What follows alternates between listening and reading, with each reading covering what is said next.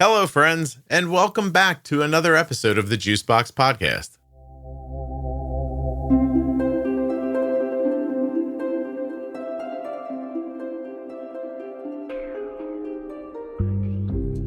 In every episode of Bolus for, Jenny Smith and I are going to take a few minutes to talk through how to bolus for a single item of food.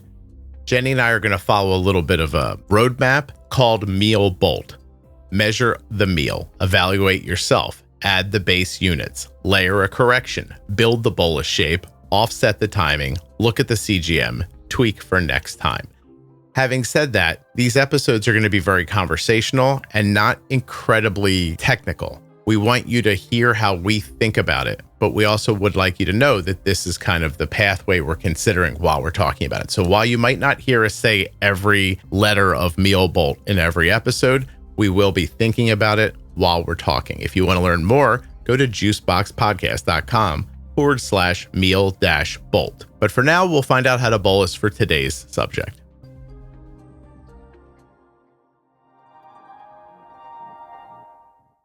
Nothing you hear on the Juicebox Podcast should be considered advice, medical or otherwise. Always consult a physician before making any changes to your healthcare plan. Jennifer, how are you? I'm fine. How are you today? Good, thank you. We are going to talk about how to bolus for Ben & Jerry's chocolate chip cookie dough ice cream. Oh, okay. It's very specific. Have you ever been to Ben & Jerry's? I have been there once, yes. I visited Vermont one time, and we did the Ben & Jerry's tour. We did too. Yeah. It was a nice little day. And then a little ice cream outside, and then we were on our way. Do you remember what kind did you get? Was it cookie dough? Probably, but I don't know. Actually, the one I like right now is it's the one with, oh God, there's a late night talk show host on the front of it. Oh. Hold on a second. Is it Colbert maybe? But it's the mix. I like the caramel. Yes, it's called American Dream. Maybe we should do this one. There's pieces of cone in it with caramel. Oh. And I do enjoy that. So if I have ice cream, that is the one I get. I picked chocolate chip cookie dough because I think it's a fan favorite. Yeah, I'm assuming it probably is with the cookies inside of it and everything. Yeah. It used to be better. I'm not going to lie to you. I've had it in the past and I've had it, in the last year. It's not as good as it used to be, but that's like everything else, I think. So the ingredients in this, it's interesting because I think people think Ben & Jerry's and they probably think like, oh, that's more simple, but it's not. Which is why I asked if you had ever been, because you've ever been to their actual place in Vermont. Yeah. It is very homey, unless it has, I was there years ago, so it might be changed now, but it is very, you'd expect only real cream to be in there and real 100% Madagascar vanilla extract and all the things, right? I think it's important you bring that up because I imagine that if we dug into it, that was probably how the company started. It's been sold off since then, but they still hold on to it for marketing reasons. Is there a world where you look at Ben & Jerry's and you think, well, that's a more healthy ice cream? But, I don't know that that's the case exactly. All right. So what do we have here in the Ben & Jerry's? We're going to take a look first so we're going to have to measure the meal first, right? We're going to look at the carbs, the fat, the protein. What do you think the glycemic impact is going to be? So now, what do you think they're calling a serving? What did I tell you to pay attention to? Go ahead. From glycemic index, what did I say to pay attention to? Not just carb, but what? The sugars, total sugars? Total sugars. Yes. Yeah. So what's the comparison there? Well, do we want to use the serving size, which any self-respecting person eating ice cream isn't going to have 2/3 of a cup of it, are they? Well, I was going to ask what the serving size is because some labels list ice cream as a half a cup, but more recently it has increased to 2/3 of a cup. This one says 2/3, which means that the container contains 3 servings in total. So if you have 1 serving or 1/3 of the container, you are getting 34 grams of sugar. It also says includes additional sugar, 28 grams, which makes, wow, hold on a second. And the carbs are 43. And wow, there's 100 milligrams of sodium in it. The fat in 2/3 of a cup, any guess? 22 grams? 20. Yeah. 20. So that's pretty close. That's not bad. So if you eat that, what is that? A pint it comes in? If you eat that whole thing, you're getting 60 grams of fat, 240 milligrams of cholesterol, 300 milligrams of sodium, 40, 80, 120, 100, like 130 some carbs, and then what they're calling like about 100 total sugars, including added sugars of 28 grams. Okay, so there's 34 total sugars, but of that, 28 of them are added sugars. Meaning it's not just the natural sugar that comes in the cream, the milk, that kind of natural sugar that would come in. And if there's cookie dough chunks, what's cookie dough made from? It's made from flour. I don't think it's the cookie dough. I'm looking at the ingredients. And do people know ingredients are listed? By volume. Yes, by volume from most to least. So cream is the number one ingredient, followed by skim milk. And you're like, okay, I'm doing it. Now, the next one is called liquid sugar water. And this should tell you 100% of the hit that this is going to have, right? You're going to get smacked by this one. Also, by the way, liquid sugar water. And then the next one is water. So going back down to the label, 34 grams of sugar, including 28 grams of added sugar. And then the daily value tells you how much of the nutrient in the serving of food contributes to your daily diet. 2,000 calories a day is used for general nutritional advice. This is 56% of that, just the sugars. And so then after that, wheat flour, then sugar, then brown sugar, then... Because how do you make chocolate chip cookies? Sugar and brown sugar. Of the first 7 ingredients, liquid sugar, and brown sugar are 3 of them. Egg yolks, butter, which is cream and salt, expeller pressed soybean oil, eggs, coconut oil, chocolate liqueur, cocoa molasses, that sounds like sugar, guar gum, salt, vanilla extract, natural flavor, cocoa butter, invert sugar. There's more sugar. Milk fat, tapioca flour, soy, lecithin, other extracts, turmeric extract, and milk. So what's interesting is that, so you said turmeric extract, it's interesting because that would be used as a color. Yep.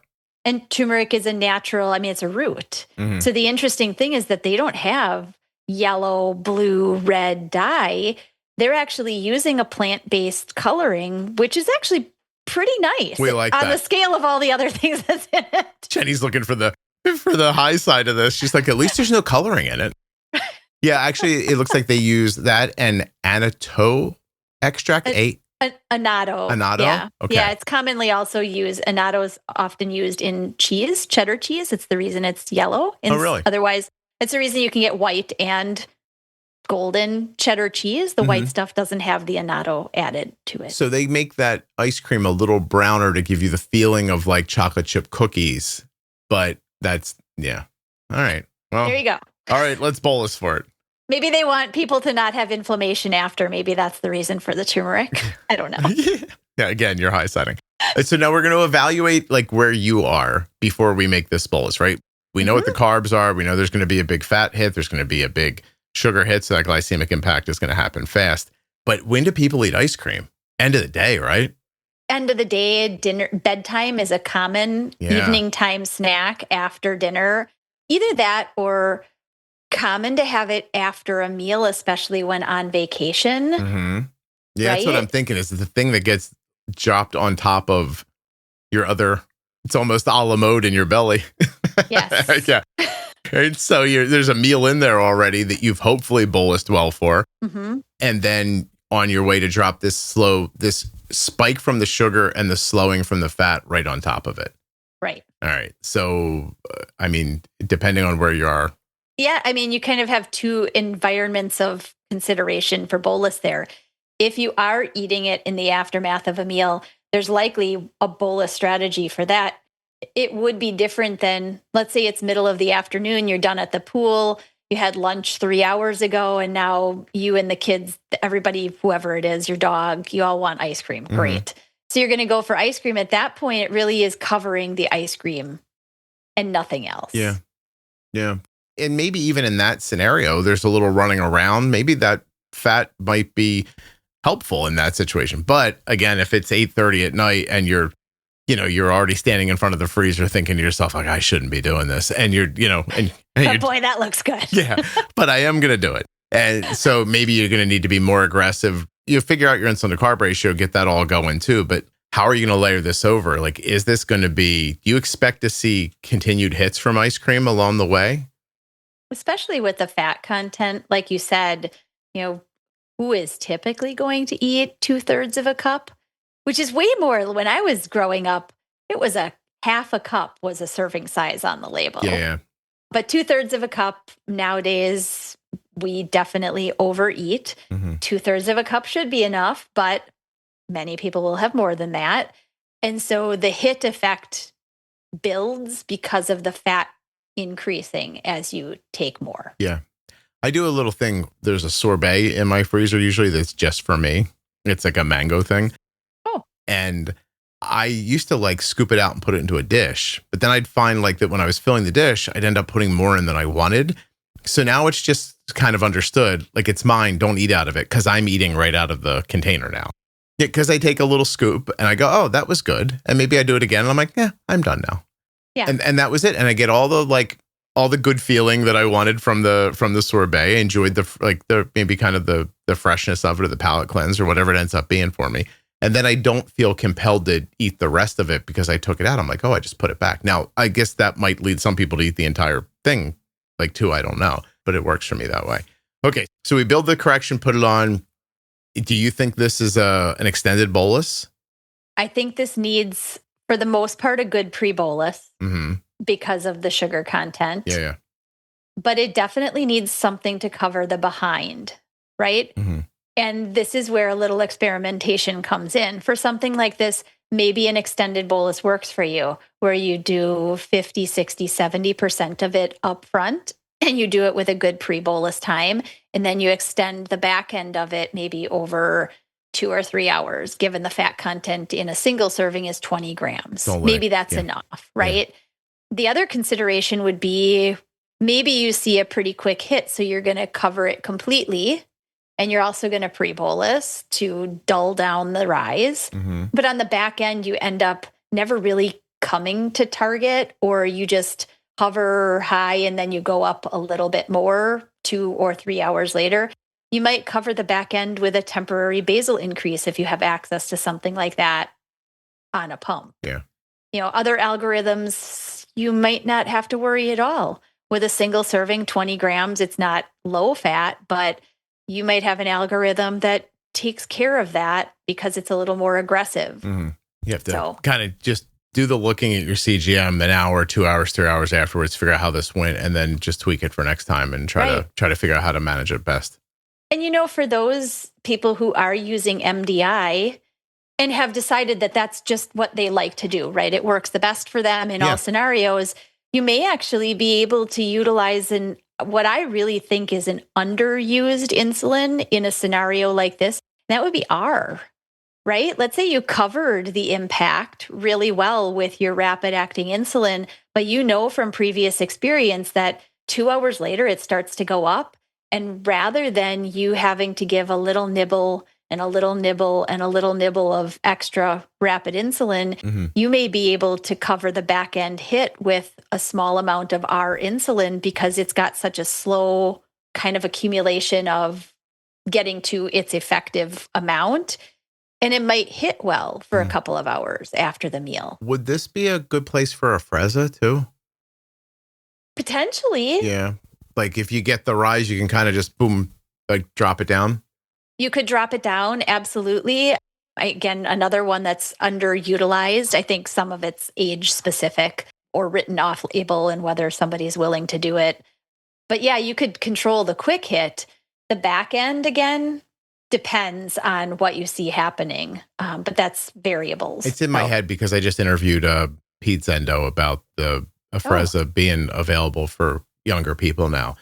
Kind of made the point that he's like, I'm not sure that people are going to manage their diabetes just with like basal insulin and Afrezza, but he's like, I can see it being a toolbox thing that you have in the house. And, every once in a while you think, oh, this didn't work out. Let me just kill this fat rise that I've got going on for 2 hours that I can't get rid of or something like that. Yeah, no, Afrezza is definitely. In fact, there was just a really good study that was put out studying Afrezza in pregnancy, which, as you know, I'm Hmm. very fond of things in pregnancy. It's usually not, it hasn't been recommended well enough, but Right. it's been being used by some good clinicians. And in cases like, some eating something like this, and you really don't want that quick hit, but you want it to be gone pretty quickly. Mm-hmm. Afrezza, it's great. Might be it. Yeah. It's not for here, but I keep wondering if it's going to break through like that or not. But, well, Yeah. this was Thank you. fun. Thank you. was. Everybody enjoy their ice cream. I'm certainly not bagging on you. I'm just looking at the picture. It looks good. So You're going to eat your mango. I will just have yeah. That's exactly what I'll do. I'll just go I'll take a little scraping off the top and I'll be like, that's enough. I'm good. Anyway, Good for thanks, you. Jenny. Sure.